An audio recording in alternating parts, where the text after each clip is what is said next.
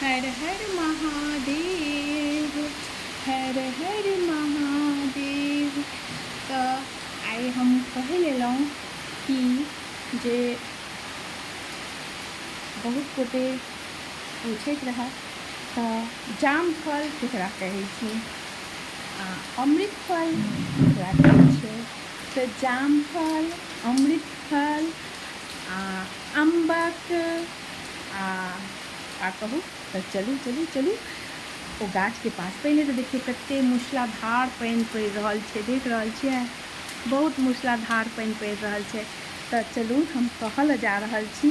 हाँ, अहाँ देख रहल छियै तऽ हम कहै छी अहाँ सबके कि ई देखै छियै ई लताम, हाँ ई लताम छै।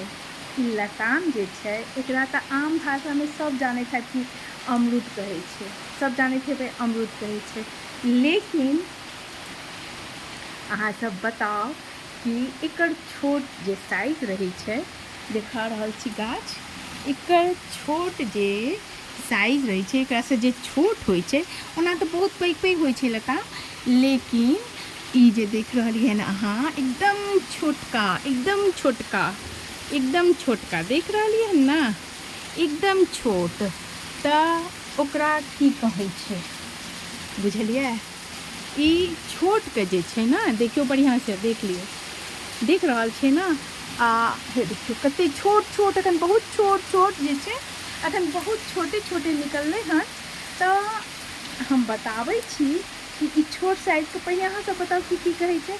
तऽ हम बताबै छी ई छोट साइजके जे छै एकरा जे छै मिथिलामे जे छै अपना सब जे छै ठुल्ली कहै छियै, बुझलियै की कहै छियै, ठुल्ली। पानि पड़ि रहल हन एहि चलते बढ़िआँसँ देखने छी कि नहि देखने छी हम नहि कहि सकै छी, लेकिन हम बता रहल छी कि ई लतामके जे छोट साइज रहै छै ने, तऽ हमसब कहै छियै ठुल्ली।